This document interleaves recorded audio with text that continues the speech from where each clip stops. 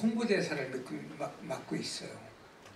근데 완도도 제가 이제 그 해조류 박람회 그 홍보대사를 맡고 있으니까 가끔 순천도 작년까지 제가 홍보대사를 했어요.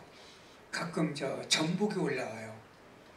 여러분 저녁에 초고추장에 찍어서 소주하고 기가 막히게 맛있습니다. 이거 왜 마시는지 아시죠? 공짜잖아요. 공짜처럼 마시는 게 세상에 어디 있어요. 그러니 옛날 구중궁궐의 왕은요 전국 벼슬아치들이 특산물을 다 보내줘요. 1년 12달 궁궐에 이렇게 특산물이 쌓여요. 절대 권력의 특징이 뭔지 아세요? 무엇이든지 지 맘대로 다 가질 수가 있고 무엇이든지 지 맘대로 나눠줄 수 있는 특권, 이게 절대 권력이에요. 지금 대한민국 문제가 절대 권력의 문제입니다. 막 나눠주고, 그죠? 막 가져가잖아요. 그죠? 자, 근데요, 이 좋은 음식을 왕은 먼저 먹을 자격이 없어요. 기미상궁이 미리 다 먹어봐 줘야 돼요. 하나를 또 빼놓으면 난리가 나요. 감찰장군이 지키고 있다가. 그래서 먹고 나면은 한 2-5시간 동안 뒤따라다녀요. 토하는지 뭐 확인해야 돼요. 설사하는지. 그런 게 왕이 먹어요. 자, 왕보다 먼저 좋은 음식을 먹는 기미상궁 소망이 뭘까요? 네, 지가 먹고 싶은 것만 먹는 게 소망이에요. 지금도 있어요. 청와대에 검식관이라는 고위공직자가 있어요. 식약처와 경호처가 공동 파견해야 돼요. 이 사람은 대통령 외국 갈 때 미리 비행기를 타서 커피, 녹차, 홍차, 물 뭐 미리 다 마셔봐줘요. 이거. 외국 국가원수가 만나면 양국 국가원수가 만나기 직전까지 밥을 다 먹어봐줘야 돼요. 하나라도 빼놓으면 안 돼요. 고루고루 다 먹어줘야 돼요. 가장 위생검사를 철저히 하는 음식을 먹는 기미상궁 소망이 뭘까요? 저 편한 사람과 먹고 싶은 것만 먹는 게 소망이에요. 여기는 뭐가 없죠? 예. 자, 다시 앞으로 돌아가서요. 이 15살 먹은 침팬지가 첫 마디가 Let me out, 날 놓아주었어요. 놓아달라는 건 뭐예요? 자유를 만끽하고 싶은 거예요. 그러니까 인간이 행복의 조건이 뭔지 아세요? 괴로움이 없는 사람, 자유로운 사람이에요. 괴로움이 없는 사람, 자유로운 사람. 근데 괴로움이 없다는 거, 이건 불교로 얘기하면 열반이죠. 근데 괴로움이 없었기가 정말 어려워요. 근데 자유로운 사람이 되면 괴로움 없애는 건 쉽습니다. 자유로운 사람이 되면. 그래서 행복하려면 자유로운 사람이에요. 그럼 자유는 어떻게 만드느냐? 나밖에 못 만들어요. 나밖에. 자, 이게 명함인데요. 이걸 향기나는 꽃다발이라고 생각하죠. 여기 꽃다발이 있네요. 자, 꽃다발을 여성들에게만 제가 한 다발씩 드릴게요. 이건 누구 거죠? 아, 꽃다발 못 받아봤어요? 야, 여성들의 꽃다발 드렸어요. 누구 거예요? 그러면 받았으면 버릴까요? 가져갈까요? 가져가죠. 누구나 가져가요. 두 번째, 며칠 썩은 음식물 쓰레기 있죠? 냄새 고약한 거 한 봉지씩 제가 드릴게요. 누구 거예요? 그건 네 거죠. 자, 제가 말로만 했어요. 여러분 꽃도 쓰레기도 받은 적이 없어요. 말로만 했는데 꽃은 받고 싶고 순간적으로 쓰레기는 받기 싫은 거예요. 그러면 자, 그 쓰레기를 만약 받았다면 버릴까요? 가져갈까요? 버리죠. 여러분, 쓰레기는 받으면 버리고, 그죠? 꽃은 받으면 가져가요. 근데 생각의 쓰레기는 왜 안 버리고 가지고 살아요? 그 생각의 쓰레기 쓸 때가 있을까요? 없을까요? 없어요. 없다고요? 천만에요. 생각의 쓰레기처럼 이 세상에 쓸 데만한 게 없어요. 근데 생각의 쓰레기는 수도 없이 받아요. 늘. 저도 오늘 받았어요. 어떻게 받았느냐? 그 KTX 이제 특실 저는 A석에 앉았는데 그 옆에서 신문을요 쫙 피고 전화 걸고 그리고 조금 있다가 코를 콕콕 걸고 그게 이제 스트레스를 받아요. 그러면 받으면은 저만 손해잖아요. 그러니까 무슨 생각을 하냐면 그렇지. 오직 피곤하면 코를 걸까. 그 다음에 평소 신문을 안 보다가 모처럼 보니까 소리 나는 거 몰랐겠지. 뭐 이렇게 이제 자꾸 저를 위로한 거예요. 쓰레기를 버린 거예요. 쓰레기처럼 이 세상에 쓸데 많은 게 없습니다. 암세포 만드는 게 가장 탁월해요. 그리고 근심, 걱정, 두려움, 살맛 안 나게 나는 원자재가 뭔 줄 아세요? 생각의 쓰레기. 버리면 되잖아요. 받고 받는 거 수도 없이 많아요. 그거 버리면 되잖아요. 자, 이렇게 말씀드리면 저는 무지하게 잘 버리겠죠? 말은 또 잘해요. 근데 이렇게 말해놓고 서울 가다가 쓰레기를 받잖아요? 그럼 버려야 돼요. 왜? 아까 말을 했으니까. 이걸 자가체면이라고 그래요. 심리학에서. 근데 인생은 자가체면을 걸으셔야 돼요. 제가 새벽잠이 많아서요. 아침에 못 일어나요. 근데 이제 어디 꼭두 새벽에 가려면 집에서 5시에 일어나거나 이럴 때 있잖아요. 그러면 제 방에는 시계가 2개가 있어요. 벨 울리는 거 있죠. 그 왜 2개를 놓냐면 어쩌다 보면 하나가 배터리가 날아가서 시계가 죽어버리는 경우가 있어요. 그럼 실수를 하니까 예를 들면 이거예요. 저녁부터 스트레스를 받아요. 내일 늦으면 어떡하지? 기차 놓치면 어떡하지? 비행기 놓치면 어떡하지? 야, 실수하면 큰일이지. 이걸 걱정을 하니까요. 잠이 더 안 와요. 근데 저는 본래 늦잠 꾸러기니까 12시에 넣어도 잠이 안 오니까 끙끙끙 앓다가 1시 넘으면 일어나서 와인 2잔 마시고 그 수면유도 이제 반을 먹고 시계 맞춰놓고 자요. 5시에 일어나야 되는데요. 누울 때부터 깜깜해요.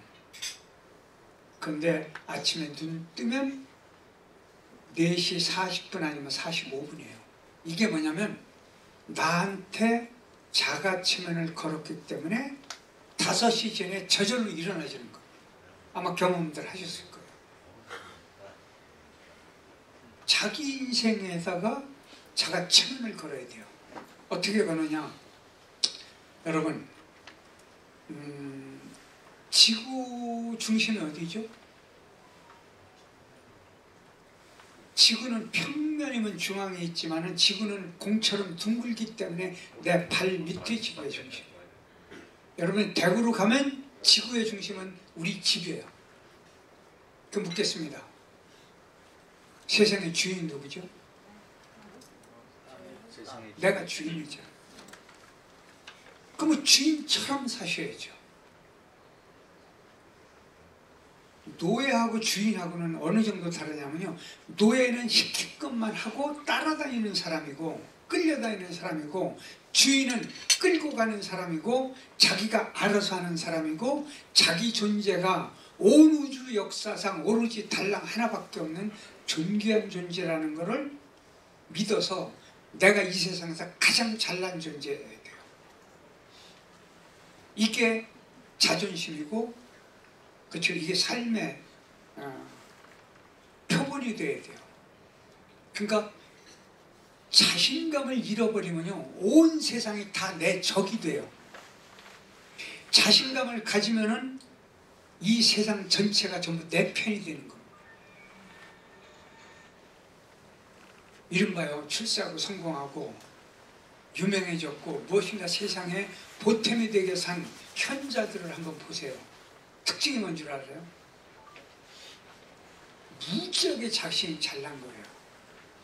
너무 잘났어요. 대신 너도 잘났어요. 저만 잘난 게 아니에요. 이 세상에 존재하는 모든 게 풀 한 포기까지도 존엄하게 인정하는 사람이 그게 현자가 되는 거예요. 그런 의미를 한번 생각해 보세요. 그렇다면 내가 존귀한 존재니까 나를 기쁘고 즐겁게 얘기해요. 기쁘고 즐겁게. 기쁘고 즐겁게 하면은요, 텔레미아가 다시 두툼해지기 시작합니다. 두툼해지기 시작해요. 그러면은 두툼해지기 시작하면 여러 가지 현상이 나오는데, 첫째가 육신이 건강해져요. 두 번째가 관상이 좋아져요. 셋째, 자기도 모르게 좋은 인연이 자꾸 따라와요. 그래서 여기서 이제 관상 이야기를 하나 드릴게요. 제가 젊은 시절에 관상 공부를 했는데요. 관상이라는 건 생긴 게 아니고 분위기예요. 전체 분위기. 여러분 경험하셨을 거예요. 특히 그 민원부서에 근무하신 분들은 대부분 알 거예요. 누가 척 들어오는 순간 아, 골치 아프게 생겼네. 틀림없이 골치 아파요. 그죠? 근데 누가 척 들어왔는데 사람 좀 포근해 보이네, 편안하네, 그럼 틀림없이 피곤해요. 왠 줄 아세요? 그 사람이 가진 분위기예요. 그러니까 관상은 생긴 게 아니고 분위기예요. 먹고 생각하고 행동한 대로 온몸이 변하는데 눈에 빨리 띄는 게 얼굴이에요. 자, 관상이 좋아지면 어떤 현상이 나오는지 한번 아세요? 그 출세하고 성공한 사람들 있죠. 그러니까 끝까지 그 탈 없이 이렇게 성공한 사람들을 보면 관상이 다 좋아요. 지금 김선축 형님 어린 시절 영화 저산너머라고 있어요. 제가 이제 논산 김홍신문학관에서 그 영화를 만들기 시작했는데요.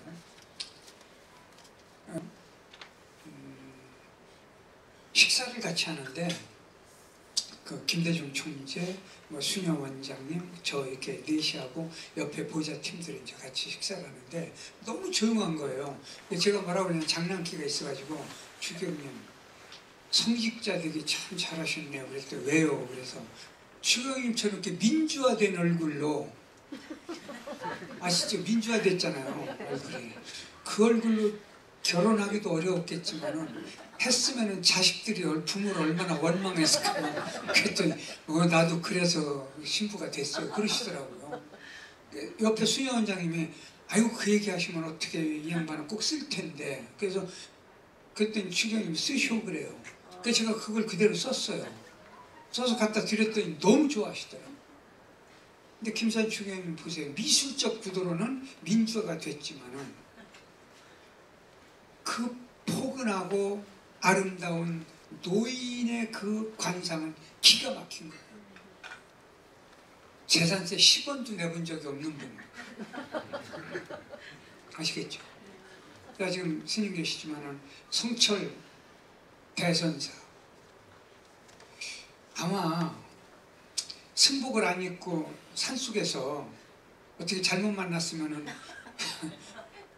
산적 분위기일 수가 있어요. 근데 옆에 가면은 숨쉬기도 거북살스러울 만큼 이렇게 존엄한 분위기가 드러나요. 그 왜 그랬을까요? 그분의 삶이 그 모습으로 만드는 거예요. 삶이. 조금 심한 소리일 수가 있지만요. 지난 정권에서 문제가 돼서 감옥살이를 하거나 잡혀갔던 사람들 관상을 한번 생각해 보세요. 제가요, 누구랑 말씀 안 드리겠어요. 여성 장관이 어느 날 갑자기 저한테 전화가 왔어요. 지금 서초동 대구로 지금 출발했으니 제가 모시고 식사하겠습니다. 그 왜 오냐 그랬더니 오늘 꼭 드릴 말씀이 있습니다. 그 오지 마라. 당신 지금 무슨 정신으로 나 만날 정신이 어디 있냐. 당신 문제부터 해결해라. 그랬더니 굳이 뭐 보자요. 근데 제가 거절하면서 그랬어요.